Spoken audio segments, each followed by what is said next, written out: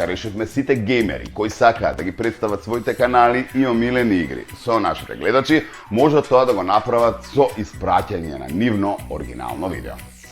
Оние кои ќе бидат емитувани ќе добијат и геймерски подарок од нашите пријатели Анкоч, а прв кој собра храброст и со задоволство се пријави е Тео Марковиќ. Еве го неговиот избор на топ 5 игри од неговото детство.